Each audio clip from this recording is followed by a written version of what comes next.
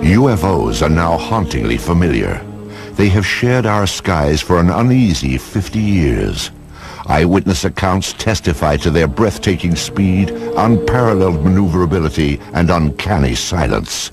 They are different than any aircraft made here on Earth. These stealthy visitors are called UFOs, unidentified flying objects. They have shown up unexpectedly in photographs taken all across the globe. Yet if we turn back the pages of history, there are intriguing hints that UFOs have been with us all along. Perhaps even as far back as 12,000 years ago, when our ancestors found shelter in the darkness of caves. The walls of these primitive dwellings were often painted with figures of hunters and the animals they hoped to snare. Recently, other images have come to light. These tracings were made from caves in France and Spain, and they show pictures not ordinarily associated with hunting. Their shapes are very peculiar because they do oftentimes look like UFOs and saucers. And I'm not saying that they are UFOs or that they do represent craft of any type, only that they have a similarity to what we now perceive as maybe craft from another planet as UFOs. And one wonders where the cave people were getting the impetus for putting these on their walls.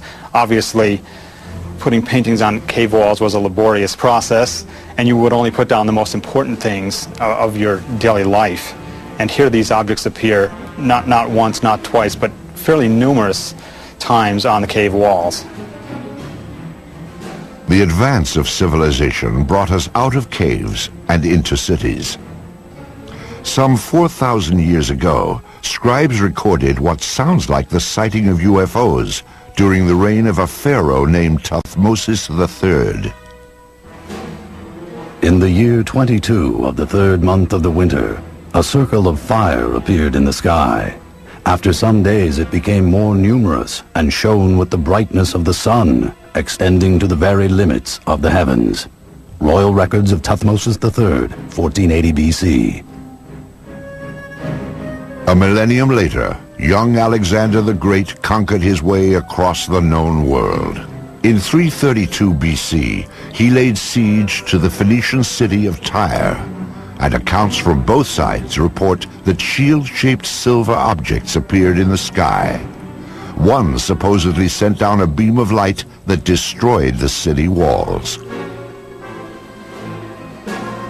Even the Bible itself contains passages that some say refer to alien spacecraft. I looked, and behold, a stormy wind came from the north, a great cloud with fire flashing through it, and a radiance round about it, while out of the midst of it gleamed something with a luster like that of shining metal. Ezekiel, verse 1. There are a number of reports from the past, and I believe that some of them are quite legitimate. But one of the things is you can't interview witnesses, of course. You can't get independent witnesses. You can't ask, well, what angle was it above the horizon? The problem we have with them is we have to take them totally at face value. It's always important in looking at these to remember that there are a lot of strange astronomical phenomena that only occur once in a while, like a star going supernova and suddenly appearing in the sky, or a comet which appeared unexpectedly. And so you always have to look at these from the point of view of astronomy. There could be some atmospheric phenomenon or an astronomical phenomenon that they were depicting as something supernatural. As the scientific awareness of the population grew, superstition was replaced by knowledge of what was actually going on in the heavens. However, when an object would fly across the sky and stop, or hover, or seemingly descend to the ground, or maybe exhibit many different color changes or change shape or what have you, then even those people knew that they were looking at something out of the ordinary. The residents of Nuremberg, Germany, had just such an experience on April 4th, 1561. On that day, the skies above the city filled with a chaotic array of tube-shaped objects and balls of light. Eyewitnesses called it a frightful spectacle.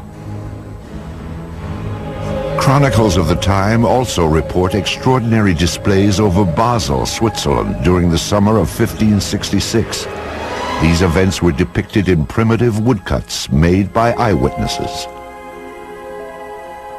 However, it was the talented master artists that have left us the most fascinating images.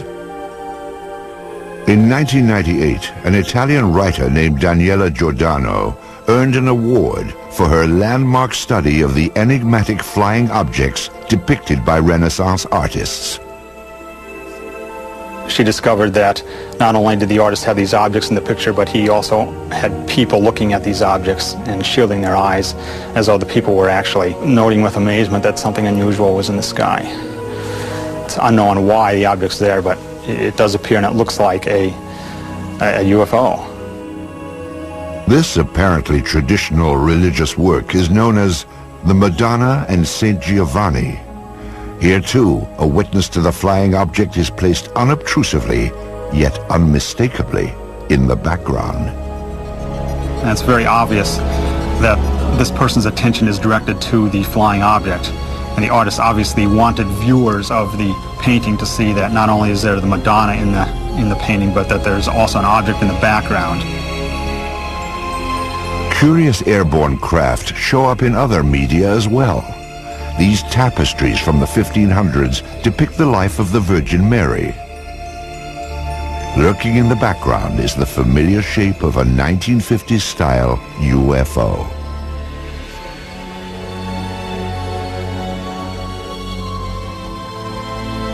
This fresco from a 14th century monastery in Kosovo prominently features what appears to be a flying vehicle. On this French coin, minted in 1680, a ray of light beams down from a colossal wheel-shaped object. Sporadic sightings continue to be recorded for the next 250 years.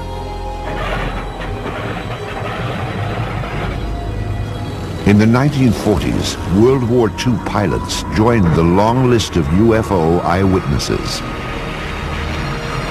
Some of these pilots would later come forward to tell their stories as interest in UFOs increased after the war.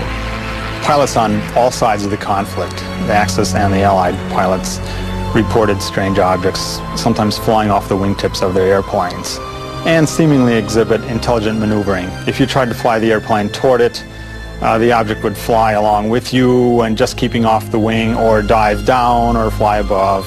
You couldn't catch up with it. I talked to a pilot of a B-24 bomber during World War II, and he said one circled around their airplane. Round, smooth, sleek. They all expected to die instantly because this must be a new German secret weapon that was going to shoot them down. We sure don't have anything that looks like that and flies like that. I have one account where they actually fired out and they seemingly went through it. They didn't damage the object at all.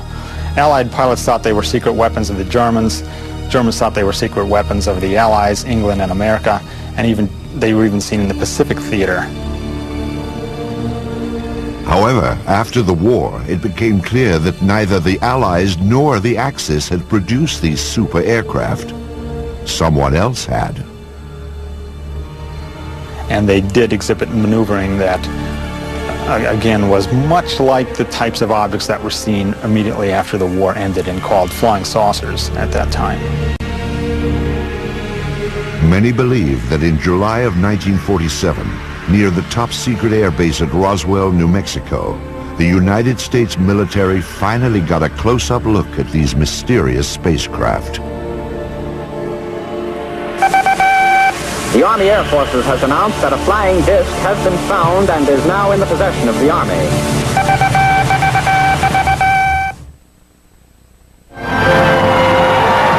In the fall of 1945, American boys came home to a hard-earned welcome.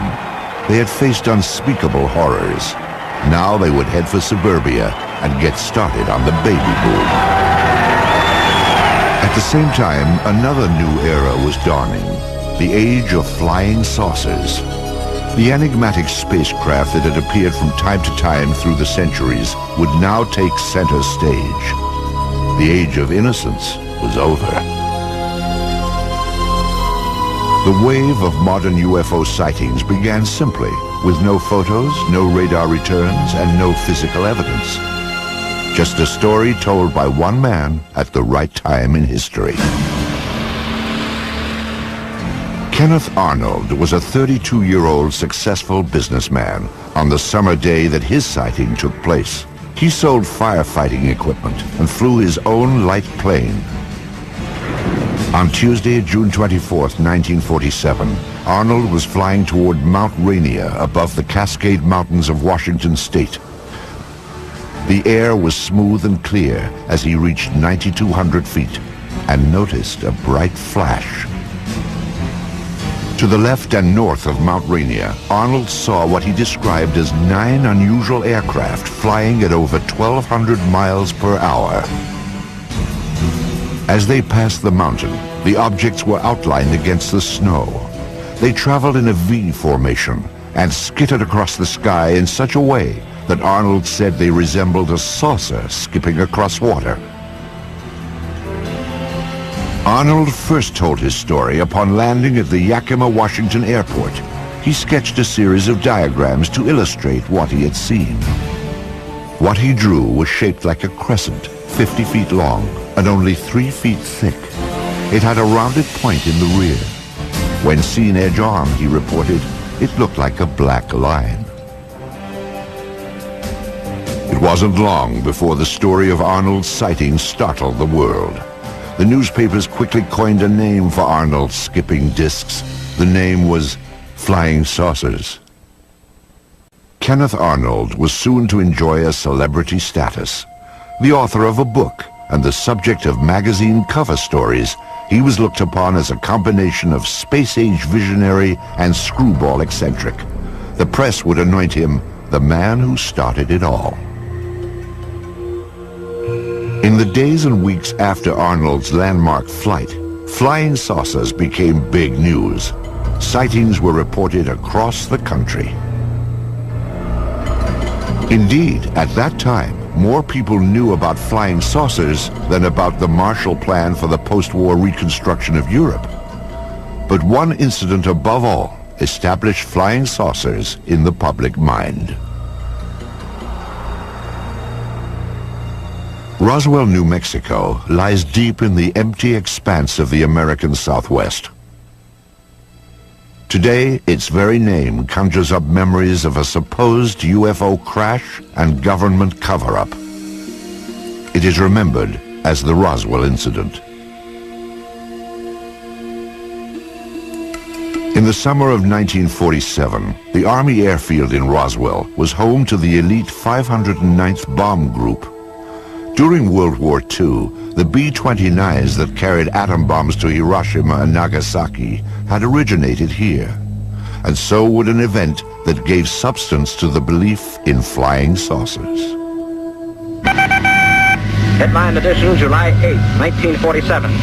The Army Air Forces has announced that a flying disc has been found and is now in the possession of the Army.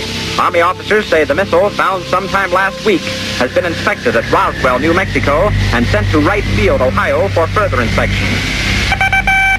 Walter Hott was Public Information Officer of the 509th Bomb Group.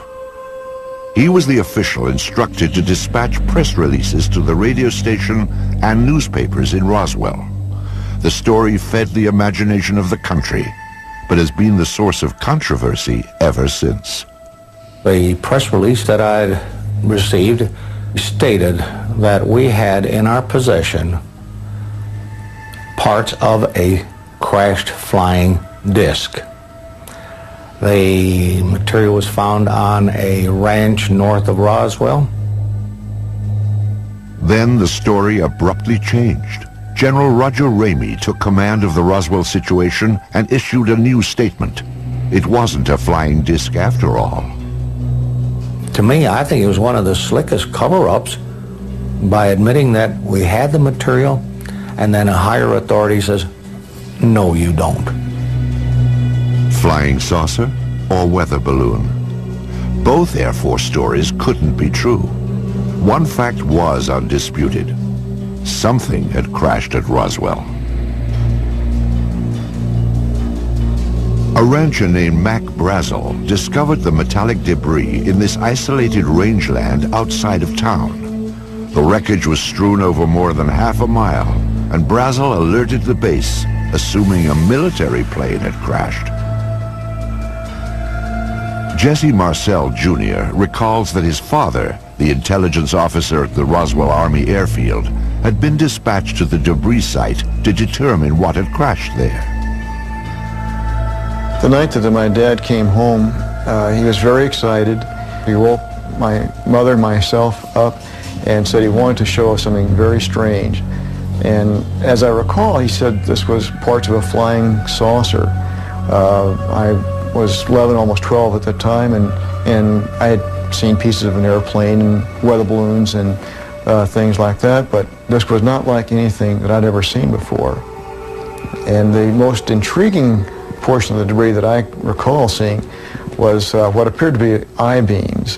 When I looked at this with the light reflecting on it, I noticed what appeared to be some symbols or writing along the inner surface of this I-beam. And the implication was this was something that came from some other planetary system.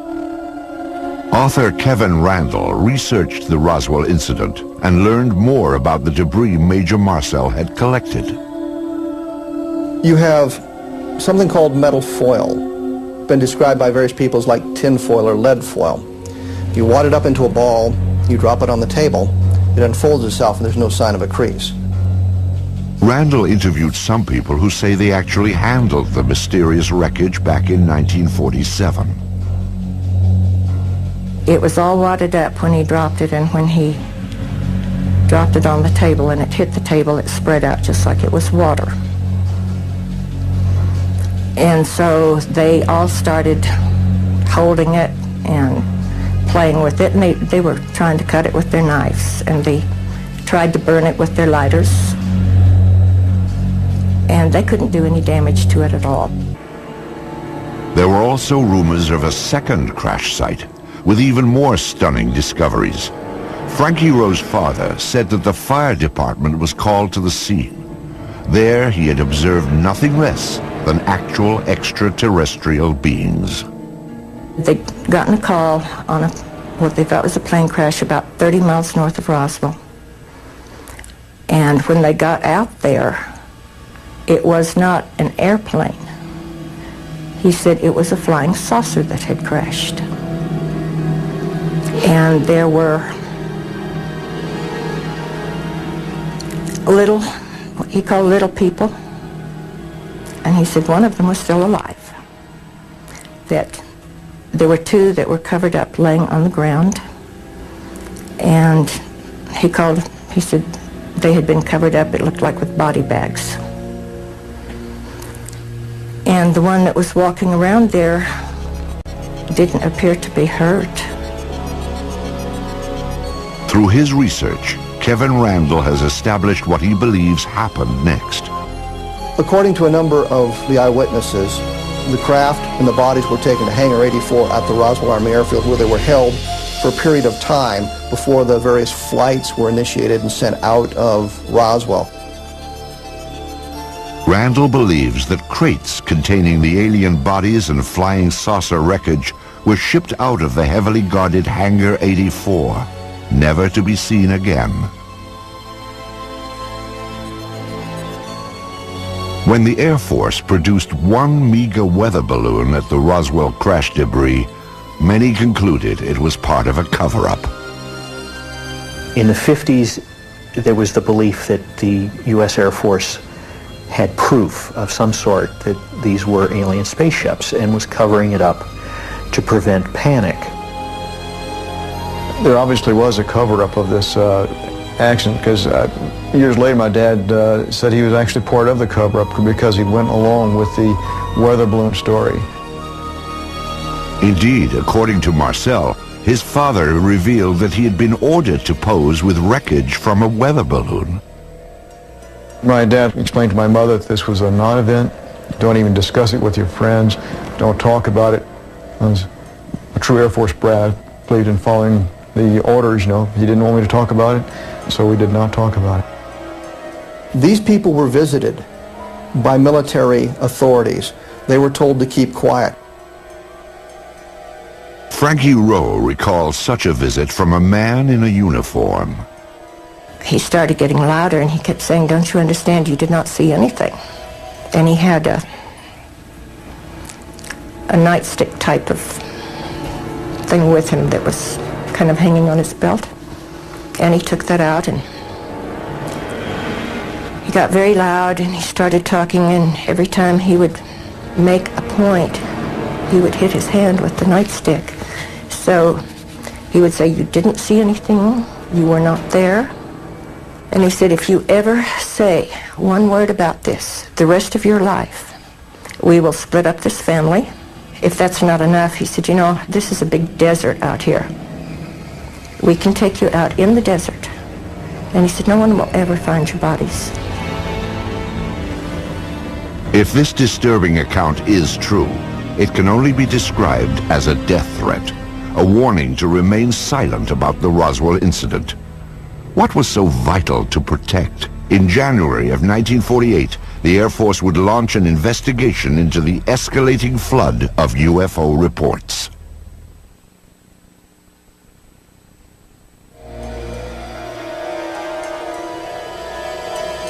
Something crashed at Roswell, New Mexico. But whether the object that fell from the sky in July of 1947 originated here on Earth or somewhere in outer space has been hotly debated for more than a half-century. Perhaps it truly was a weather balloon, as the Air Force insists. If so, that would deflate one of the seminal events in the history of UFOs. However, if the object was in fact extraterrestrial, the issue then becomes, what business did it have at Roswell? At the time of the Roswell crash, New Mexico was host to the most advanced military and scientific experiments on the face of the planet. In fact, the Roswell area was the only place in the world where testing of cutting-edge radar, rockets, and nuclear weapons could all be found. Perhaps these lurking UFOs had become a threat to national security. The Air Force quietly began investigating the rash of post-war sightings in January of 1948. This inquiry was codenamed Project Sign, and by October, it would reach a truly stunning conclusion. Project Sign wrote a final report called The Estimate of the Situation, which concluded that UFOs were interplanetary vehicles. You can imagine that this didn't go over well at the Pentagon. The government could not have the idea of UFOs as interplanetary spacecraft coming out when they've been trying to cover up the Roswell crash. It went all the way to the Chief of Staff of the Air Force, who said, "I don't find this document particularly persuasive." He batted it back down and fired practically everybody in Project Sign. The people who were left at Project Sign could read the handwriting on the wall. If you said they were extraterrestrial, you lost your job. Your career was over. After the purge, the inquiry was revamped as Project Grudge, a name that may have suggested a certain skepticism. An Air Force insider actually characterized Project Grudge as the dark ages of UFO investigation. In August of 1951, this V-shaped pattern of objects appeared over Texas and became known as the Lubbock Lights. Grudge said it was a flock of birds reflecting the glow of the city. This film was submitted from Great Falls, Montana in 1950. It depicts bright white dots moving behind the smokestacks of a grain mill. The photographer described the objects as shiny, bright, and metallic, like polished silver. Project Grudge concluded that they were F-94 Air Force interceptors landing nearby. After 3 years of debunking UFO reports, Grudge was reorganized into the supposedly more objective Project Blue Book. Blue Book became the focus for public attention and press attention. But it was never scientific, it was never comprehensive. They didn't have radar, they didn't have computers, they didn't have people ready to go up, in aircraft with instruments to monitor UFO sightings. typically an officer, a sergeant, several secretaries, their job was primarily to try to tell us that there was nothing to flying saucers.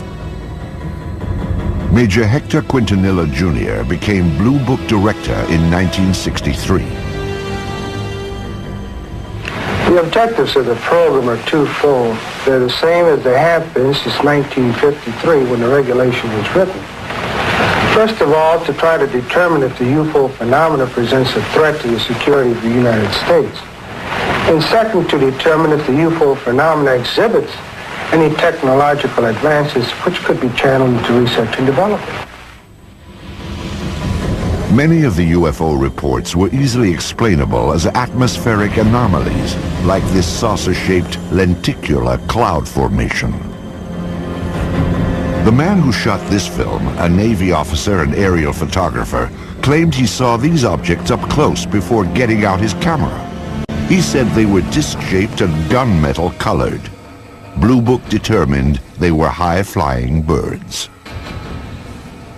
Astronomer J. Allen Hynek, a Blue Book consultant for its entire 16-year run, had this assessment of the project.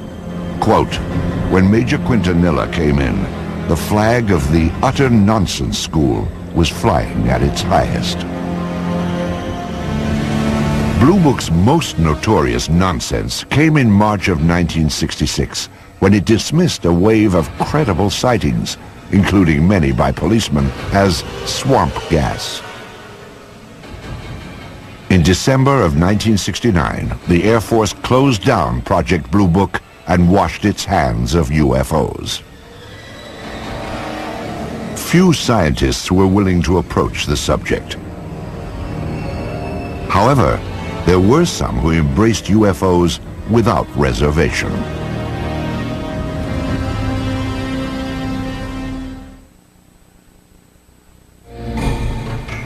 During the 1950s, the Air Force stood by its finding in the Roswell case.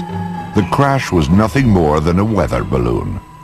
But newsreels show a public that continue to watch the skies, hoping to glimpse a spacecraft.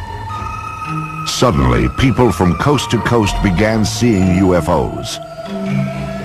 What followed was a popular movement that embraced flying saucers and the spacemen who flew them. Ready or not, the flying saucers were coming. Within a matter of several days, I will myself make what might be called a flying saucer, although I don't choose to call it that because it may not respond to our controls. To the vast majority of the people in the late 40s and 1950s, flying saucers were a terrific novelty. And there was a great deal of popular fascination. There were cheesy science fiction films based on the idea that Martians were invading the Earth in flying saucers.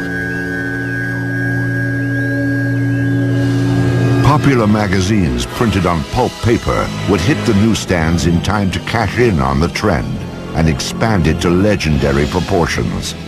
The man behind those flying saucer legends was publisher Raymond Palmer. Palmer was a man who in his youth had been severely injured, and so he was crippled up, and he was what you would call a hunchback, I guess. He had the instincts of a carnival barker. He liked to put something over on you. And the thing about Palmer was that his fans liked having Palmer put something over on them. It was Palmer's Fate magazine, later called Flying Saucers magazine, which helped spread the idea of UFOs in the 1950s. Spacecraft from around the universe played across these colorful pages. It was here that the UFO was finally identified. Now everyone knew they were spaceships from other worlds. What followed was a craze in the 1950s known as the contactee movement. Contactees were people who said that they had made contact with space people. I was aboard a flying saucer in the Nevada desert on 11 different occasions. I was taken into this monstrous saucer by one of the men and confronted with a lady captain. Beautiful complexion, beautiful appearing woman, and they're peaceful people. They mean no harm to us. They come down here to investigate what's going on Earth, and they certainly convinced me that they're peaceful, and they come from another planet they call Clarion. They told me there was life on Mars and that there were life on other planets as well, and all planets except Earth had interplanetary means of travel. The man credited with starting the contactee movement was a Polish immigrant and self-styled philosopher named George Adamski. In his book, Flying Saucers Have Landed, Adamski claimed that in 1952, he had been aboard an alien spacecraft. So I was picked up on a desert, in California desert, and I was taken to the mothership, and they were flown around, not too close to the moon, but with instruments, similar, you might say, except it wasn't a camera, it was a regular sort of a telescopic instruments that we were able to see what was on the moon on the other side of it, see? Adamski's book detailed his meeting with a man from Venus called Orthon. There were also photographs of the spaceship he supposedly flew in. Adamski's books also reflected the political climate of the 1950s, like growing concerns about the arms race between the United States and the Soviet Union. When Orthon departed, he would leave behind these enigmatic footprints. Adamski said they contained a message urging an end to nuclear testing on Earth. In a similar vein, other contactees spoke of aliens from utopian planets who wanted to prevent all-out nuclear war. Best of all, these aliens looked just like us. I have a picture here of the gentleman who escorted me through the craft, and I would like to show it and describe it. This gentleman, he appeared almost as I am, except that he was about 5 feet 10 inches tall, weighing about 150 to 155 pounds, and they all appeared about that same size, including the lady. George Adamski would publish 2 more volumes on his contacts with beautiful space people from Saturn and Mars. He even had opportunity to take home movies of the scout ships that transported him, guided by robot pilots from Venus. The impact of Adamski's tales led to an explosion of flying saucer clubs and conventions. As the flying saucer phenomena continued into the 50s, civilians began to become very interested, of course, people did, and clubs formed up with a classic meaning of the term club, hobbyists, as it were, that were just interested in the wilder, esoteric aspects of the phenomena, particularly the stories of people who said they were in contact with aliens. Many of the contactees would gather at the largest flying saucer festival of all time. It took place in California at a place called Giant Rock in March of 1954. It attracted over 5,000 outer space enthusiasts. How many trips have you made to outer space? Well, I'd say 350 or a few more. When was the last one? Well, first part of June. And who did you go with? Well, people from Jupiter. I have made telepathic contact for the past 8 years with many space people from many areas of space, both inside and outside of the solar system. Lectures were given from the Giant Rock, and stalls were set up to sell books, photos, and space-age souvenirs. Most importantly, conventions like this gave the contactees a place to exchange ideas, rumors, and reports. But I do believe what I see. And I am one of those who was inside a flying saucer. I seem to become one with the entire universe. Everything in the universe seemed to be contracted down to one small dot. What were their clothes like? The woman had a radiant red box-pleated skirt and a black velvet-appearing blouse and a black and red tam or beret, and the men had clothes very similar to our Greyhound bus drivers. Contactees also described the alien spacecraft they had seen in astonishing detail. On July the 12th, I took a trip in a flying saucer, which I am pointing right here. The saucer was well equipped with rooms, bedrooms, bathroom, toilets, and this saucer. I went up into Mars, over the moon, Venus, Clarion, and Orion. When I say Orion, I do not mean Orion. It is a planet outside of our galaxy. Also popular among contactees was a belief that startling evidence was about to be revealed. We are going to see more and more of these visitors from space, and that before too long, the evidence will be incontrovertible, that you will have on your TV screens and on your movie screens concrete evidence that the ships are here and that they are real and they're not fantastic things which have been cooked up to make a movie.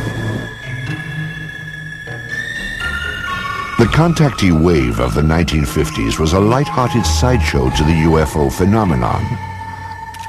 However, during this same period, photographs began to surface that suggested UFOs were no joke and had to be taken seriously.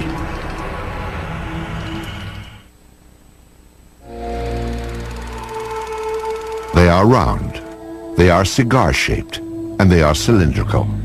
Some appear to be sleek and smooth, as if made of stainless steel, while others appear bolted together from some alien cast iron. At night, they are described as having flashing lights. They appear without warning, streak across the sky, and disappear. Many UFO films and photographs have been identified as natural phenomenon or hoaxes. But some UFOs appear in photos when we least expect them and defy explanation. UFO photo cases are tantalizing because they're some type of what you might think of as objective proof.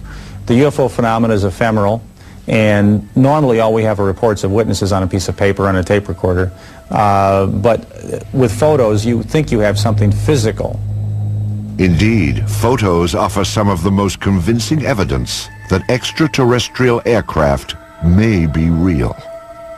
This series of photos remains among the most compelling examples of what ufologists call a daylight disk.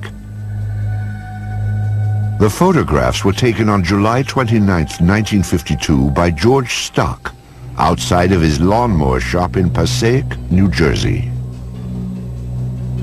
Stock reported that as he was working outside at 4:30 p.m., he looked up to see something unusual flying overhead. Using an inexpensive box reflex camera, he snapped pictures of what he described as a disc-shaped object with a metallic bottom. It hovered momentarily, then accelerated and flew away. All that remains of this astonishing daytime visitation are a few pictures. But are photos reliable evidence for UFOs? Dr. Bruce Maccabee is an optical physicist employed by the United States Navy.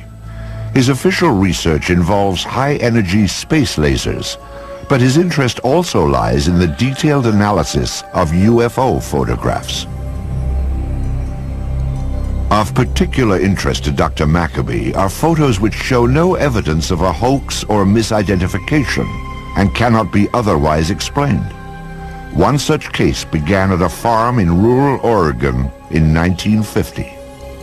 These are two photos taken by a farmer and his wife in 1950 in McMinnville, Oregon.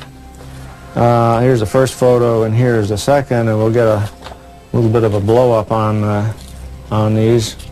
Using image enhancement equipment, Maccabee brings into focus the startling photographs that were taken in the early evening with a simple camera. You can see that it's an oval object with a little thing on the top, like a little protrusion at the top of it. This is obviously a hoax or the real thing. There's no halfway point. You can see the image clearly enough to see that it's not a bird or plane or Superman. So the next question is, what could it be? And if we go back over here, we can see that there are electrical wires right up above the object. Looking again at the blow-up. And now the question is there any evidence of a suspension underneath the wires? A contrast-enhanced version of the Oregon photo reveals minute scratches that Maccabee must distinguish from a string or line that might have been attached to the object to suspend it for a hoax. No one has found any evidence of a line going up above the object. There is a possibility that this thing might have been thrown and photographed, except that the image is not blurred by motion. Agents of the Air Force and FBI questioned the couple who took this picture, and authorities later confiscated a copy held by the local newspaper. No one has yet explained why. This photograph is another of the more credible UFO pictures ever taken. It was snapped in Brazil by a government survey team in 1958. A Brazilian naval photographer on a ship was there with the rest of the men when they saw an object shaped like Saturn, in other words, an object with a ring around it, flying toward an island that they were near, Trinidad Island, flying around the island and then taking off in the distance. And he snapped 4 or 5 or so or more photos of the object with literally dozens and dozens of witnesses.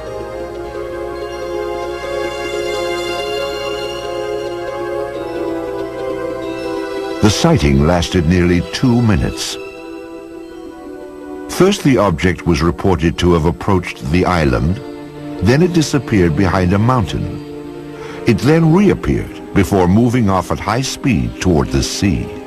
This is clearly a structure that somebody built. It doesn't look like anything that we have on Earth. There were all these witnesses who saw the picture being taken. For these reasons, the photographs are unusually evidential and have to figure in any kind of case for the reality of UFOs as somebody's technology. Because this is a multiple witness case done by scientists and a professional photographer, and it has many photographs, it probably has to be taken seriously as the #1 photographic case in UFO history. Soon after the photos were taken, Brazil's president, Juscelino Kubitschek, ordered them released to the press. His action stands in stark contrast to the apparent secrecy of official UFO inquiries in the United States, beginning with the Roswell incident in 1947. Even today, requests for government records are routinely refused. Documents that are released are often censored to the point of uselessness.